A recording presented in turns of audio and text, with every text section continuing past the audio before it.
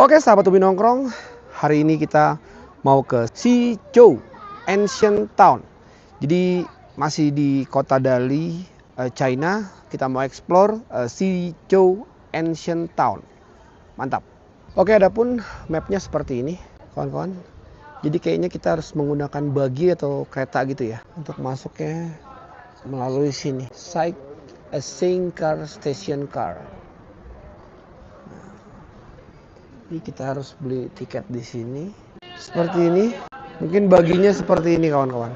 Jadi kita menggunakan ini untuk keliling mungkin ya.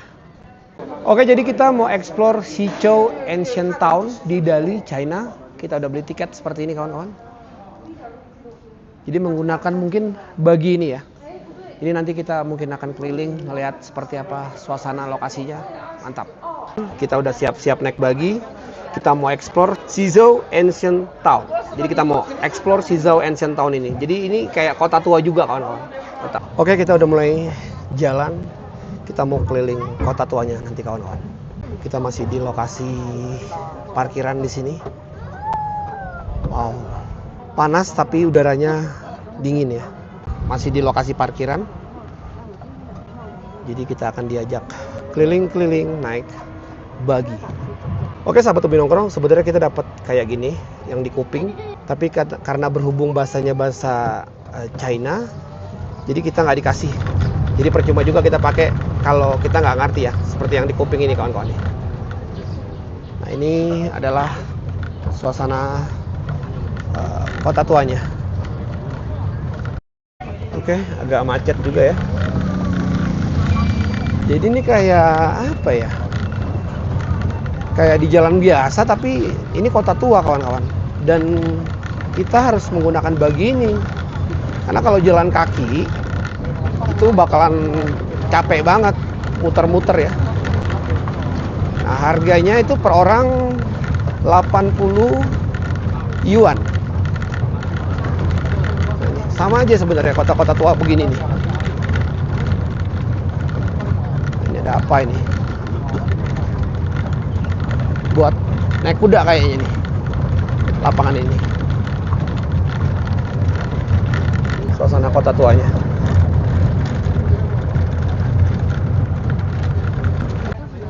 Oke.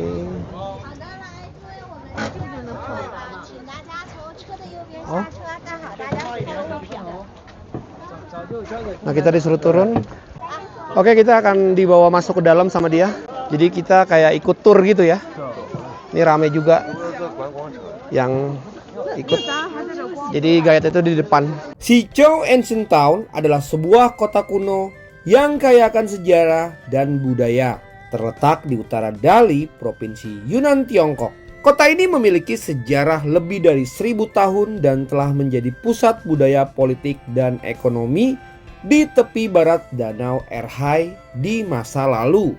Sejarah Xizhou dapat ditelusuri kembali ke dinasti Sui di tahun 581 sampai 618 Masehi ketika pertama kali didirikan oleh Jenderal Shi Huangshi. Oleh karena itu Xizhou kadang-kadang disebut juga Xicheng atau Xidan.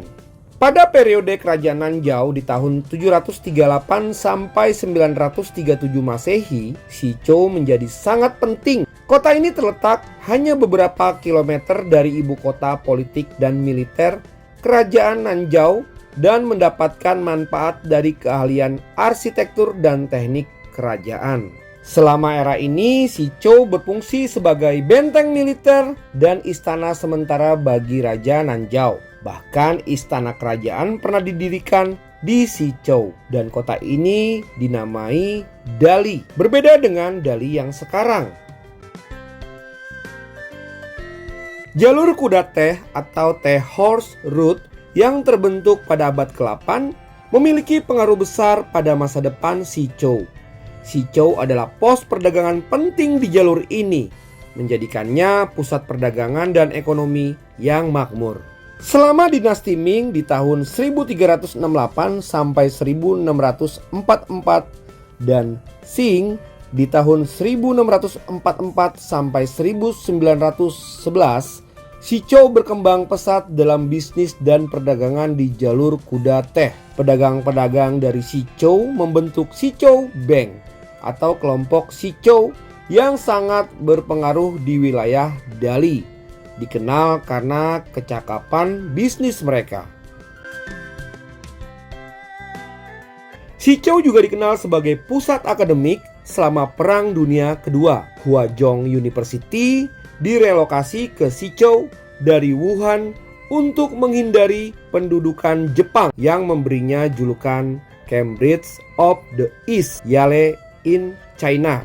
Juga pindah ke Sichou pada masa itu, kawan-kawan. Salah satu daya tarik utama Sichou adalah arsitektur tradisional Bai yang terawat dengan baik. Banyak rumah tinggal dan kompleks bangunan yang dibangun antara dinasti Ming dan Qing hingga berdirinya Republik Rakyat Tiongkok masih berdiri kokoh. Arsitektur Bai di Sichou seringkali menampilkan gaya Sanfangyi, Zhaobi atau satu ruang utama, 2 kamar sayap, dan 1 dinding layar dan halaman dengan 5 halaman. Contoh-contoh terkenal termasuk kediaman keluarga Yan, Dong, dan Yang. Side map of Yan family compound. Oke, kita lanjut masuk ke dalam.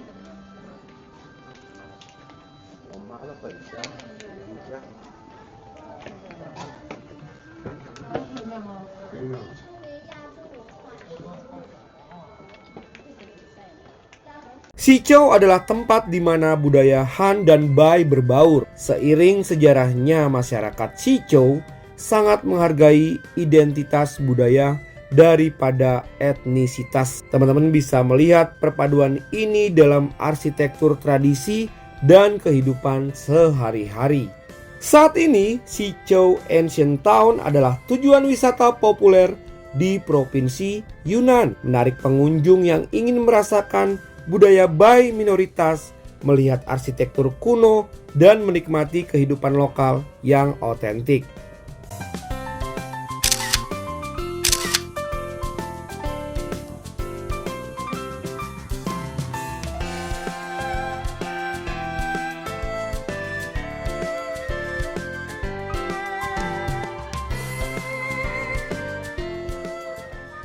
Kota ini juga menjadi lokasi syuting untuk film Tiongkok lama Five Golden Flowers dan serial TV Meet Yourself yang semakin meningkatkan popularitasnya.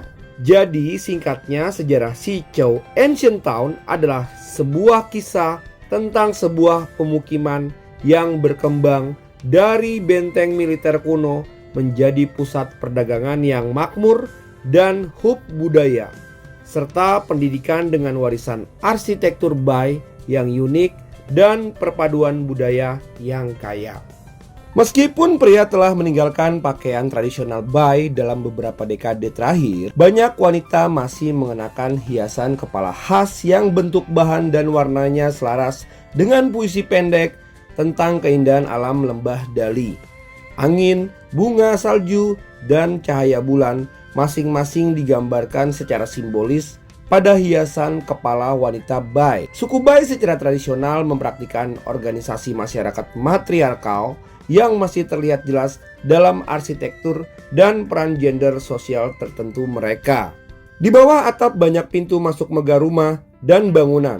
Seekor burung ponik emas betina mendominasi serangkaian naga yang lebih kecil atau jantan dari atas, melambangkan posisi sosial perempuan yang lebih tinggi dalam masyarakat. Serupa dengan budaya matriarkal, Naxi dan Tibet di Yunan, laki-laki Bai secara tradisional bertanggung jawab atas rumah dan membesarkan anak, sementara perempuan adalah pencari nafkah utama bagi keluarga mereka. Banyak yang telah berubah dalam budaya Bai selama seabad terakhir, dan peran gender tradisional ini kini jauh lebih jelas. Aspek budaya Bai yang paling terdokumentasi dengan baik di Sichou adalah arsitektur tradisionalnya. Sejarah teknik arsitektur dan pendidikan kelas dunia yang dinikmati di Sichou dipadukan dengan periode kesuksesan finansial yang luar biasa dalam bisnis selama abad ke-19 dan menghasilkan ratusan rumah bergaya halaman bay yang dibangun dengan penuh cita rasa yang menggabungkan struktur lokal tradisional dengan gaya yang diimpor dari seluruh Lijiang Tiongkok Timur dan luar negeri. Banyak bangunan yang ditempati oleh militer Tiongkok atau melayani tujuan pemerintah tingkat lokal dan provinsi dan terhindar selama revolusi kebudayaan. Periode waktu di mana banyak bangunan tua di Tiongkok tidak bertahan. Karena nilai-nilai bersama warga Sichou, banyak dari bangunan ini telah menjadi situs warisan yang dilindungi. Beberapa dilindungi di tingkat nasional seperti tembok besar.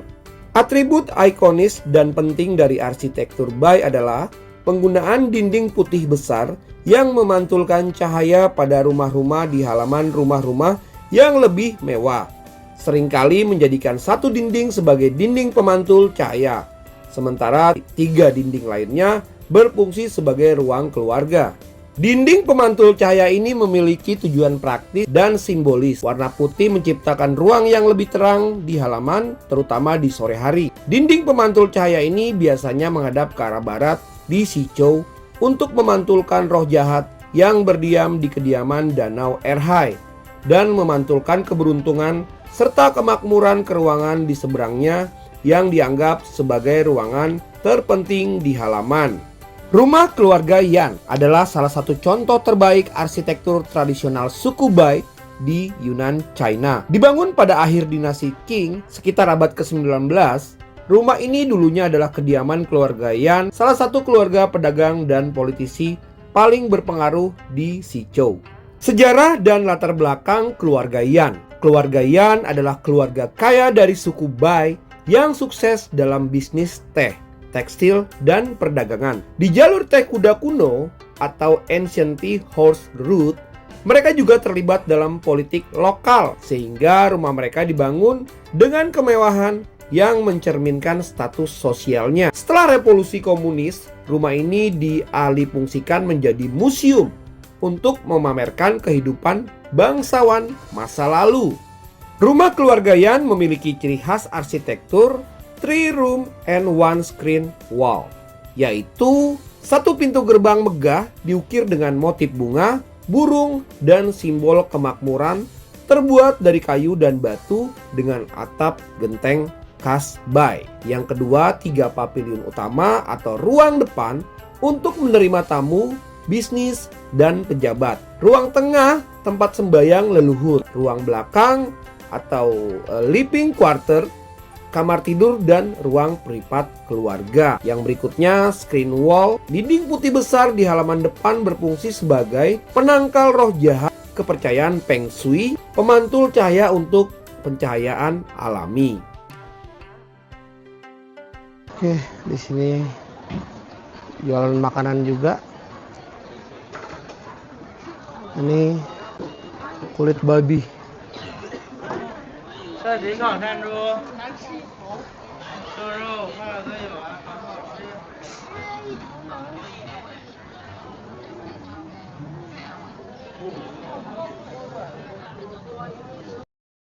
Oke, setelah dari kota tuanya, katanya sih kita mau naik kereta ya. Sepur. Jadi kita udah kembali lagi ke lapangan dan kita mau naik kereta infonya kawan-kawan. Jadi seperti apa nanti kita akan lihat aja kawan-kawan. Mantap.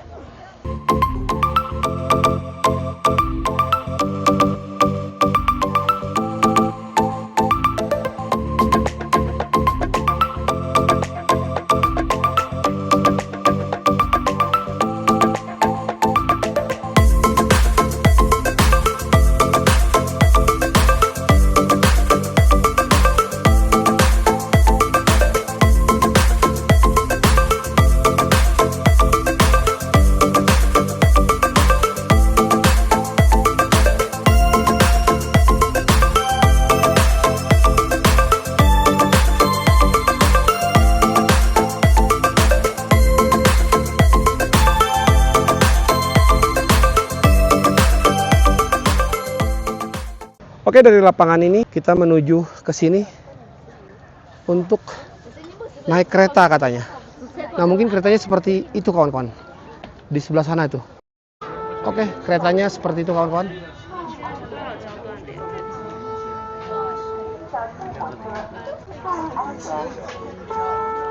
Kita akan naik kereta ini.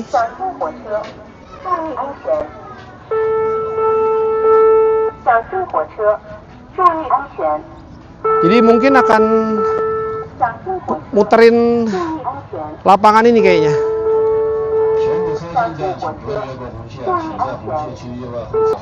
Oke, keretanya udah datang ya. Jadi kita mau siap-siap untuk naik. Kita mau keliling-keliling kawan-kawan. Mantap. Seperti ini keretanya.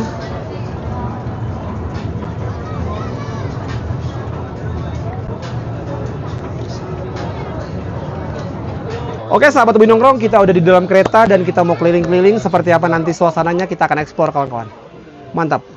Kita udah di dalam kereta dan kita mau jalan sebentar lagi kawan-kawan. Nah ini ramai sekali orang di lapangan ini. Mungkin buat foto kali ya. Oke, kereta kita udah mulai jalan. Jadi mungkin keliling ya. Keliling ini nih. Nah di sana juga ada kereta lagi tuh. Ntar kita akan balik ke sini lagi kawan-kawan. Kita akan balik ke sini lagi.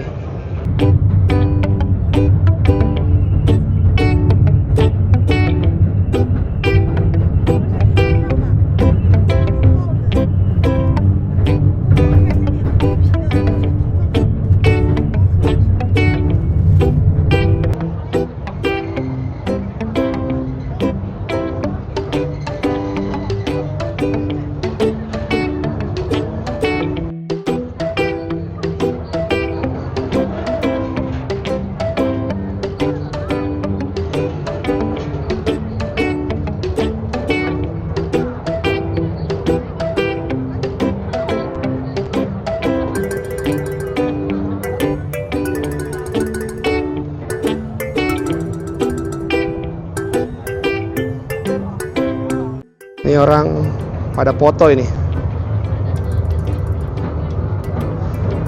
Ceritanya di musim semi. Oke, jadi keretanya tuh pelan banget, lambat banget untuk sampai ke sana lagi, ke stasiun yang kita naik tadi. Jadi kita nikmati aja kawan-kawan. Orang di sini tuh ngebela-belain buat foto-foto loh. Walaupun panas, tetap mereka ingin foto loh.